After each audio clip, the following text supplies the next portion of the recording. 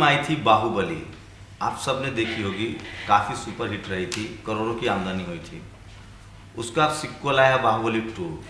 पिछली फिल्म के बाद भी लगातार बहस हुई थी कि जिस तरह समाज में गौ रक्षा के नाम पर, जाति के नाम पर, मज़हब के नाम पर, धर्म के नाम पर भेदभाव बढ़ा है, लैंगिक भेदभाव बढ़ा है, महिलाओं के खिलाफ अत्याचार बढ़ा है, उस तरह से बाहुबली 1 में जो दिखाया गया था, बाहुबली 2 कहीं उससे जागे आगे बढ़कर बात करती है।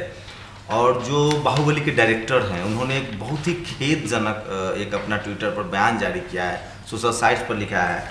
उसमें उन्होंने लिखा है कि जो शूद्र हैं, शूद्र मतलब समझिए कि SC ST OBC माइनॉरिटी, महिलाएं शूद्र की कैटेगरी में है, वो सिर्फ और सिर्फ कुछ भी करने के काबिल नहीं होती हैं।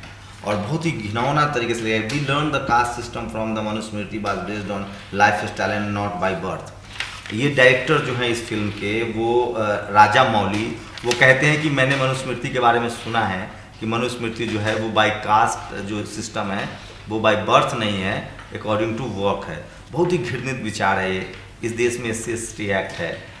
एक दिलीप मंडल हैं, PhD के वो स्कॉलर हैं, बड़े पत्रकार रहे हैं, इंडिया TV में वो जो इंडिया टुडे मैगजीन है उसके एडिटर रहे हैं। उन्होंने एक बड़ा सवाल उठाया है, उन्होंने लिखा है, नेशनल दस्तक की वेबसाइट पर एक खबर लगी हुई है कि बाहुबली के डायरेक्टर राजामौली जी बहुत बड़े टुकड़ाखोर यानी मुफ्तखोर हैं, उनके लिए एक और मिलता जुलता शब्द है, लेकिन हमारे संस्कार और हमारी ट्रेनिंग राजामौली की तरह गंदी नहीं है, इसलिए उस शब्द का इस्तेमाल नहीं किया जा सकता। चंद्रमौली SC को परजीवी और OBC को बस अपने पेट की चिंता करने वाले बता रहे हैं। उनके हिसाब से सारे अच्छे गुण क्षत्रिय और ब्राह्मणों में हैं। जिनके खून पसीने से देश बना वो नीच और निठल्ले ब्राह्मण श्रेष्ठ हैं। ये जो बाहुबली 2 के डायरेक्टर हैं उनकी राय है। मेरे साथ 3 शख्स हैं, बबीता हैं, ऋतु हैं और ओम सुधा हैं। तीनों लोगों ने बाहुबली देखी है। ओम सुधा को भी आप जानते होंगे, नेशनल दस्तक के लिए काम करते हैं। ऋतु भी काम करती हैं, फिल्म देखती रही हैं। बबीता भी काम करती हैं, फिल्म के बारे में लिखती पढ़ती रहती हैं, उन्होंने भी मूवी देखी है। क्या सचमुच बाहुबली जो है वो जो कास्ट सिस्टम है, जो ब्राह्मणिकल सिस्टम है, जो पेट्रियार्कल सिस्टम है, उसको बढ़ावा देता है, या उस फिल्म के जो डायरेक्टर है उसने सही में अवसरवादिता का लाभ उठाया है फिलहाल जो जिस तरह से देश में हालात हैं। और सबसे चिंताजनक जो बात है, इस देश के ब्रॉडकास्टिंग मिनिस्टर वेंकैया नायडू ने जिस तरह से कसीदे करे इस फिल्म के, उससे लेकर एक सवाल होता है, खड़ा होता है कि क्या ये किसी के एजेंडा को थोपा तो नहीं जा रहा है।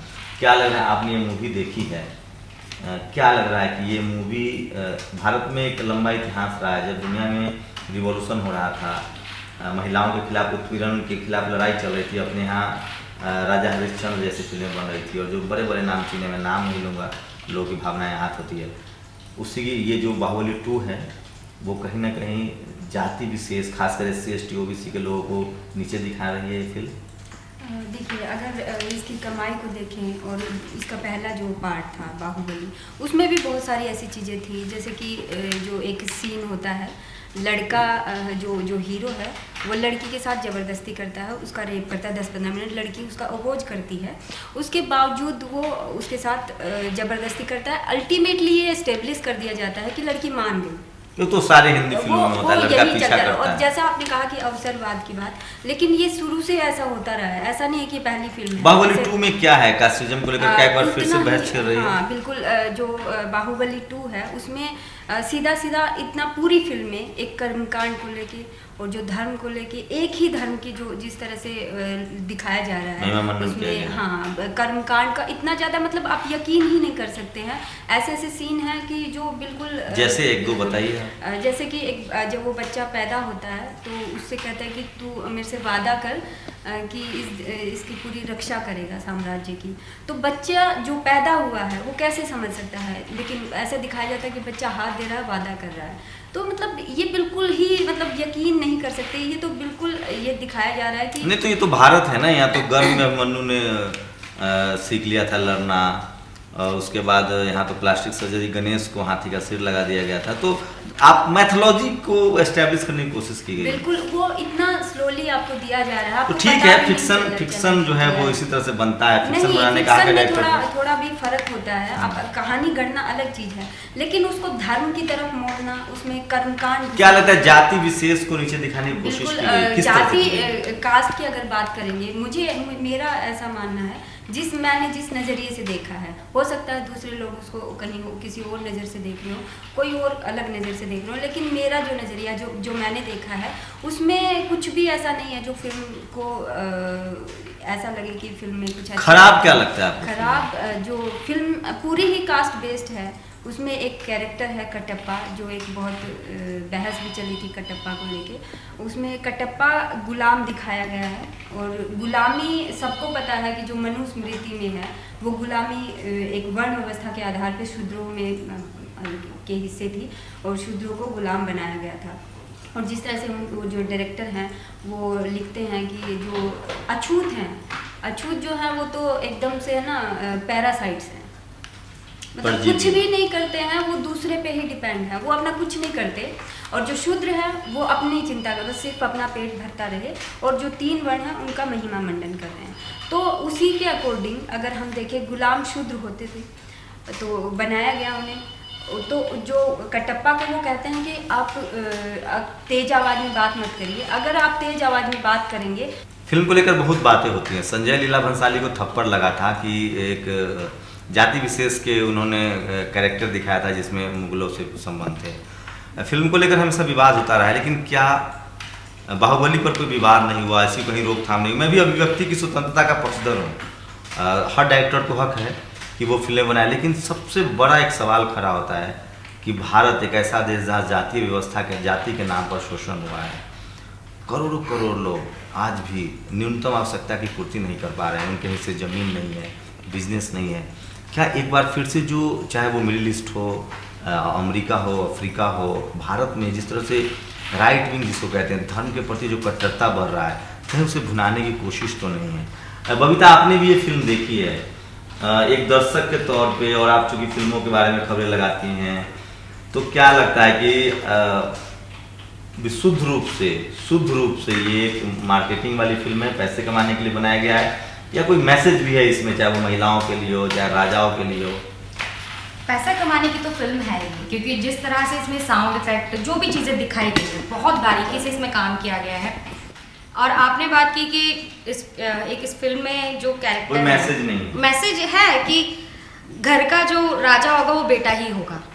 जब मेन कैरेक्टर जब अपनी वाइफ को लेकर आते हैं, तो वो उनकी माँ उनको से अपने प्रशासन अपने वहाँ से घर से निकाल देती है। बेटी नहीं हुई, वो अपनी वाइफ को संतान बनी है अपने राजा भाई। नहीं, वो अपनी वाइफ को ये कहते हैं कि अगर तुम मेरी माँ को एक पोता दे दोगी तो मेरी माँ खुश हो जाएंगी। तो उनको पहले से ही पता होता है कि बेटी नहीं होगी, मतलब ये जो डायरेक्टर है ये घोर मतलब जातिवादी नहीं, महिला विरोधी भी है। महिला विरोधी भी है, उनको पहले से ही पता होता है कि उनको बेटा ही होगा, और बेटे की अल्ट्रासाउंड हुआ होगा में भी शायद आप कह सकते हैं। नहीं, शादी होते ही अल्ट्रासाउंड नहीं होगा, शादी वाले दिन ही ये बात कह दी जाती है कि अगर तुम मेरी माँ को बेटा दोगी तो वो खुश हो जाएंगी, जो नाराजगी। तो मतलब ये पूरी तरह से फिक्शन है। फिक्शन, बिल्कुल।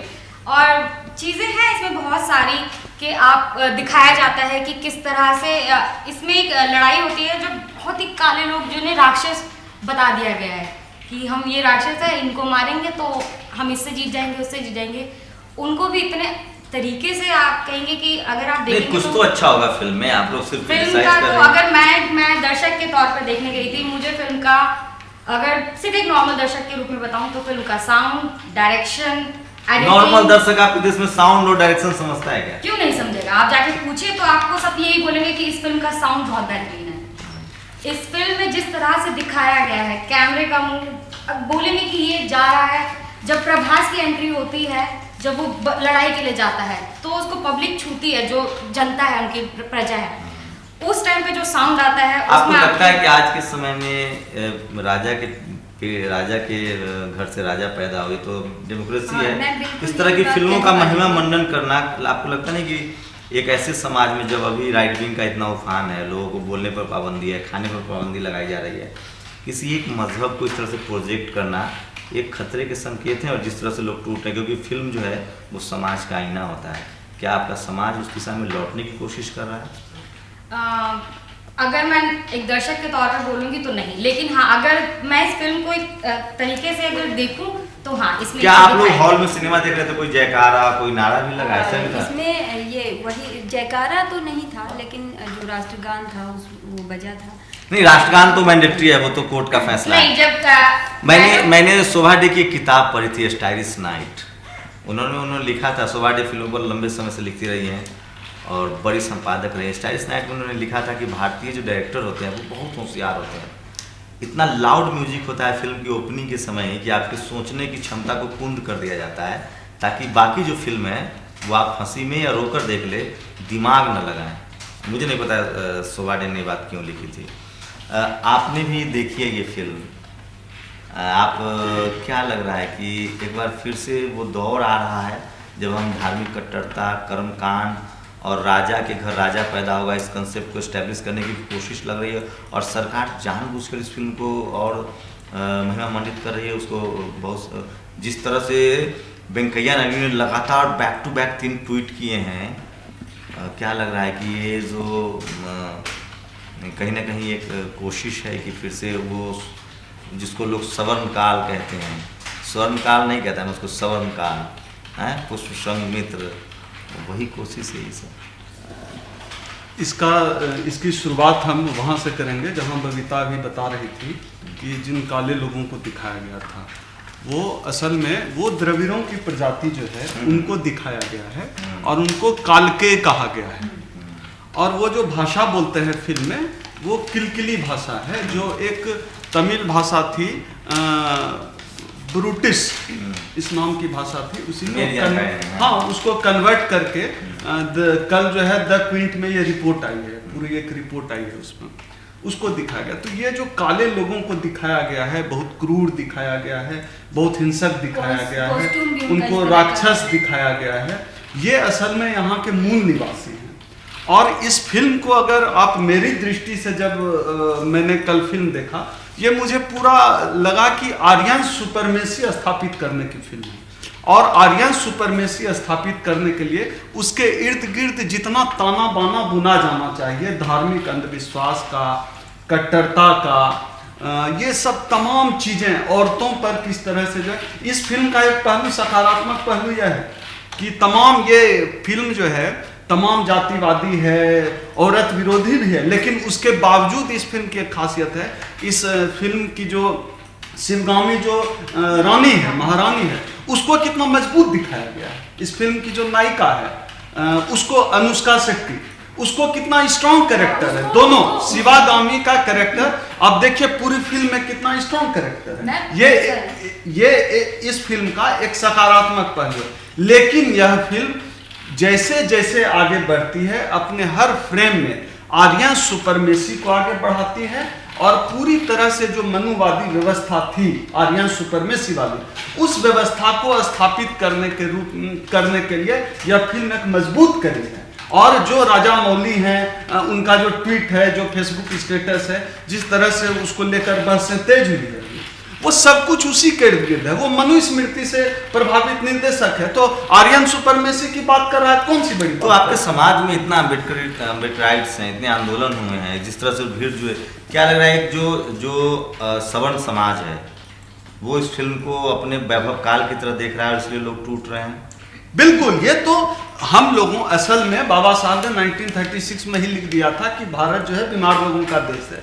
तो हम लोगों को वो बीमारी बहुत पसंद है और इस बीमारी को, जो ये अंधविश्वास की बीमारी है, धार्मिक कट्टरता की बीमारी है, एक दूसरे से ऊंचा दिखने की बीमारी है, इसको इतना ग्लोरीफाई किया गया है कि हम लोग प्रभावित होते हैं और शोषित भी, जो गुलाम है वो भी प्रभावित होता है। अब बताइए इस फिल्म का जो कैरेक्टर है कटप्पा, जो सबसे पॉपुलर कैरेक्टर है, वो जाहिर है सवर्ण नहीं है, वो जाहिर है कि जो है इस देश के मूल निवासी है, गुलाम है, वो गुलाम कोई सवर्ण तो होता नहीं था। और हम तालियां पीटते हैं कटप्पा की गुलामी पर। कटप्पा अपने माथे पर जो छोटे से बच्चा जब रख देता है पैर, तो वो दर्शक तालियां पीटते हैं, क्योंकि ये वही समाज है जो आज भी जो है मानसिक रूप से इतना गुलाम है कि चाहता है कि एक सवर्ण जो है वो यही व्यवहार करे दलितों के साथ, यही होता है। लेकिन उसमें ये बात है कि कटप्पा को जब लड़की को बच्चा होता है तो वो कहती है, जो वो प्रेग्नेंट होती है, कि हमारे यहाँ पे एक रीत है कि मतलब बच्चे का दादा उसको ले। तो उसने वहाँ पे कटप्पा को बोला है कि आप यहाँ पे मेरे बच्चे को पहली बार गोद लिए। तो यहाँ पे कटप्पा के लिए जब बच्चा पैदा होता है, इस फिल्म का सकारात्मक पहलू जो है वो स्त्री का मजबूत होना है। यहाँ भी एक स्त्री चरित्र जो है आगे उभर के अनुष्का शेट्टी का जो किरदार है वो थोड़ा मजबूती से इसलिए भी दिखाया है क्योंकि हीरो का जो रोल है वो इतना मजबूत है, वो राजा है, उसको इतना ज्यादा स्ट्रॉन्ग दिखाया है। शिवागामी का कैरेक्टर देखिए ना, रमैया का जो कैरेक्टर है वो महारानी के रूप में कितना मजबूती से उभरती है। हिंदी फिल्मों में खास तौर पे जहां आर्यन सुपरमेसी स्थापित करने के लिए फिल्म बनाई गई, लेकिन एक बात उसमें एक महिला का कैरेक्टर मतलब पूरी तरह से किसी भी आप पूरे जो राजा का जो दौर है अपने यहाँ, चाहे वो जिस मुगलों से पहले का देख ले, पुष्यमित्र के बाद देख ले, जब तक मुगल नहीं आते हैं, रजिया सुल्तान उस दौर में है, तो आपके यहाँ तो कोई महिला इस तरह से मजबूत रही नहीं है। ये आप जिन मजबूत महिलाओं की बात कर रहे हैं वो सवर्ण समाज की महिलाओं की आप बात कर रहे हैं। आप देखिए दलित समाज की महिलाओं की क्या स्थिति, वो हमेशा से मजबूत रही है, आदिवासी महिला मजबूत रही है। लेकिन हम लोगों को दिखाया गया है जिन महिलाओं को, आज भी जो है सबसे अधिक शोषण उत्पीड़न सवर्ण समाज में होता है, सवर्ण समाज की महिलाओं का उत्पीड़न होता है। दलित समाज में आपकी हमारी दिखाया गया है, जो हीरोइन है इस फिल्म की उसको मजबूत दिखाया गया है। लेकिन लड़के के अगर जब वो शादी की बात आती है तो ठीक उसी तरह से उसको दिखाया गया क्या है वो, क्या है शादी वाला शादी में जब वो जाती है अपने वहाँ पे, तो उसको वहाँ जाने में और वो जो सीन जो होते हैं उसको अल्टीमेटली कमजोर ही दिखाया गया है कि अल्टीमेटली उसे लड़के के पास ही जाना है और उसके साथ ही रहना है, नहीं उसके अकॉर्डिंग नहीं। उसमें उसकी जो महारानी है वो पूछती है, वो सीधा कहते हैं कि मैंने अपने बड़े बेटे के लिए शादी का प्रस्ताव भेजा था लेकिन छोटे बेटे से। तो वो कहते हैं कि आप कौन होते हैं मेरी, बड़े बेटे से शादी का प्रस्ताव भेजा, छोटे बेटे से बड़े बेटे के लिए भेजा जाता है। लेकिन जो लड़की है और जो हीरो है, जो हमारा बाहुबली है, वो समझता है कि शादी का प्रस्ताव मेरे लिए भेजा गया है। तो वो जैसे ही वो अपने महल जाते हैं, जब उनको उनकी माँ कहती है, वो शादी का प्रस्ताव ठुकरा देती है कि इतने गहने और इतने आभूषण देके आप मुझे खरीदना चाहती हैं, तो वो शादी का प्रस्ताव ठुकरा देती है। लेकिन कुछ बात होती है तो वो मान जाती है और वो सोचती है कि बाहुबली के लिए मेरा रिश्ता है, तो वो बाहुबली के साथ जाती है। तो वहाँ पे शिवगामी जो है वो कहती हैं नहीं, तो यही दिखाया गया ना कि अगर लड़का अमीर हो जाए, ताकतवर हो जाए, तो लड़की को ऑफर मान लेना चाहिए। क्या आप नहीं, यहाँ पे हीरोइन ने साफ ठुकरा दिया है कि आप कह रहे कि फिर मान गया वो। नहीं, रिवोल्ट करती है, नायिका रिवोल्ट करती है और सरेआम महारानी को दरबार में कहती है। लेकिन वो तो है ना कि वो कह रही कि अगर वो खिलाने के लिए ऑफर हो तो कर लूंगी, चिल्लाने के लिए हो तो नहीं करूंगी। मतलब नहीं अभी ऋतु ठीक जगह पे आ रही है, वो बिल्कुल कि जो लड़की कहती है कि क्षत्रिय जो लड़कियां छत्राणी, हाँ, उनको आपको पता नहीं है कि जो क्षत्रिय लड़कियां हैं वो अपना वर जो है वो खुद चुनती हैं, उसमें भी मतलब अब देखिए इसमें अंतर्निहित क्या है कि तमिल की फिल्म है, मूल रूप से तमिल में ये राजपूतों वाला ये नहीं है, लेकिन डायरेक्टर ने पूरी सफाई से अभी पूरे देश में जो मनुवाद की लहर चल रही है, पूरी सफाई से हिंदी को घुसा दिया है उसने। क्षत्रिय फैक्टर साउथ इंडिया में नहीं है तमिल में, लेकिन देखिए कि एक छत्राणी को जो ग्लोरीफाई किया है, ग्लैमराइज किया गया है, ये राजमौली की चतुराई है। और इस पूरे फिल्म को मैं एकदम से जो है आर्यन सुपरमेसी के इर्द गिर्द ही देखता हूँ, उसको स्थापित। मेरी एक अपनी उसको आप प्रॉब्लम समझ सकते हैं, मेरी एक अपनी धारणा है कि मैं वो तमाम फिल्में नहीं देख पाता हूँ जिनकी बहुत ज़्यादा चर्चा होती है। मेरे लिस्ट में कुछ ऐसी फिल्में होती हैं, सैराट होती है, गुड्डू रंगीला होती है, मुझे डच फिल्में पसंद है, ईरानियन फिल्म पसंद है मुझे, जो बहुत रियलिस्टिक होती है। लेकिन मैं फिक्सन के विरोध में नहीं हूँ। इस देश दुनिया भर में फिक्सन की बहुत सारी बेहतरीन फिल्में बनी हैं और सबसे जो बहुत सारे ऑस्कर जीतने वाले जो थे फिल्में हैं वो बनी हैं जो जिसमें फिक्सन होता है।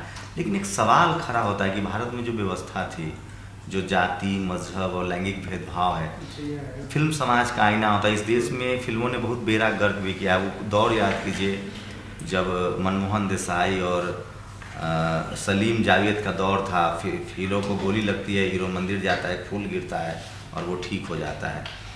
तो एक जब अपने देश में इस तरह की समस्याएं थी, कभी पॉलिटिकल चेंजेस पर फिल्में बहुत कम बनी, इस देश में कभी धार्मिक कट्टरता के खिलाफ फिल्में कम बनी, इस सामाजिक सौहार्द के लिए फिल्में कम बनी।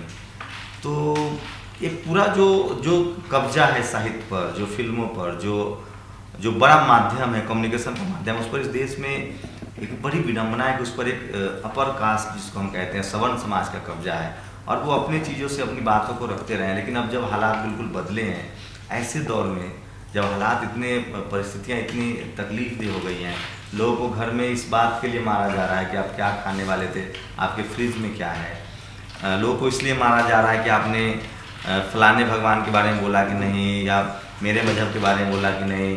तमाम धर्म मजहबों के लोग धार्मिक कट्टरता सामने ला रहे हैं। ऐसे में बाहुबली 2 को लेकर जितनी चर्चाएं हो रही है, और एक बड़ा तबका है, मैं सिर्फ 4 लोग ही बैठ के नहीं बात कर रहे हैं, इस देश में एक बड़ा तबका है जो इस पर बहस कर रहा है कि आखिर इस तरह की फिल्मों का क्या औचित्य है, जब भारत पहले ही इस तरह की सामाजिक बुराइयों, सामाजिक कुरीतियों से लड़ रहा था। क्या ज़रूरी नहीं है कि इन सामाजिक कुरीतियों के खिलाफ एक फिल्म बनाई जाए? मैं एक सवाल लेके इस पूरे बहस को विराम दूंगा।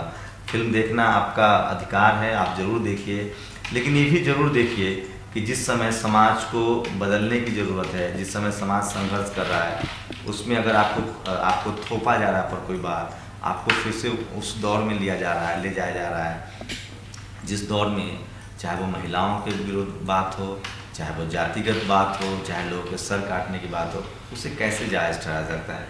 ये एक फिल्म जो आपको लगती हो कि ऐसी फिल्में बननी चाहिए, उसकी एक बड़ी वजह और तार्किक वजह आप क्या देंगे? अगर मैं इस फिल्म के लिए बात करूँ तो इस फिल्म के लिए दर्शक जाएंगे, क्योंकि दर्शक एक फिल्म खुद सिर्फ देखने के लिए जाता है कि उस फिल्म में क्या है, क्या खासियत है।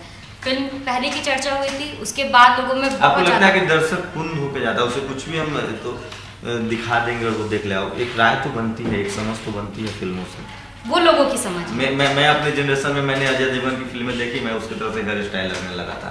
तो फिल्म तो प्रभावित करता है, विचार तो बदलता है। इसीलिए मैंने तो इससे क्या सीखने वाली कोई बात है इसमें जो सीखा जाए आपके नजरिए से? इस फिल्म में ज्यादा वैसे तो कुछ है नहीं, क्योंकि इस फिल्म में बस लोग जा रहे हैं कि इस फिल्म जैसे अभी आपके दौर में सैराट आता है, पिंक आता है और दंगल आता है, जिसमें महिला एम्पावरमेंट की बात है दंगल में, पिंक में वुमेन राइट्स की बात है। इस फिल्म में कोई एक वजह जो आप, चूंकि आपने फिल्म देखी है, आपने खूब तारीफ भी की है, तो कोई ऐसी चीज़ जो समाज के लिए अच्छा हो? इस फिल्म में मुझे तो वैसे मैं तो बोलूँगी मुझे नहीं ज़्यादा कुछ ऐसा लगा कि मुझे इससे कुछ सीखना चाहिए। बस यही है कि अगर जो नई जनरेशन है वो डायरेक्शन ही सीखेगी और एडिटिंग ही सीखेगी। नई जनरेशन अगर मैं बात करूँ, क्योंकि इस फिल्म के लिए बोलूँगी तो वही चीज़ है। बबीता फिल्मों के बारे में लिखती हैं तो उनको जो टेक्निकल पक्ष है उसके बारे में उनको जानकारी है, इसलिए उसको जोड़ दे रही है। आपको क्या लगता है, आपने क्रिटिसाइज किया इस फिल्म को, क्या एक बड़ा जो एक तो कम्युनिकेशन के माध्यम से प्रचार, जिस तरह से और खड़ा किया गया, सोशल साइट्स पे, टेलीविज़न पे प्रचार हुआ, उस तरह से दर्शक जा रहे हैं, शहरों में ज़्यादा देखा जा रहा है ये फिल्म, शहरों में ज़्यादा लोग देख रहे हैं। एक बड़ी इस तरह की फिल्मों से एक बड़ा जो डर पैदा होता है वो क्या होता है? सबसे बड़ा डर देखेंगे तो इतनी हिंसात्मक फिल्म है, हिंसा, इतनी ज़्यादा लड़ाई झगड़ा दिखाया गया है, वो बहुत खतरनाक मुझे लगता है। क्योंकि तो आपके देश में तो हमेशा प्रेम चोपड़ा हो, शक्ति कपूर हो, वो कहा जाता था कि वो रेप करेगा तो फिल्म हिट हो जाएगी।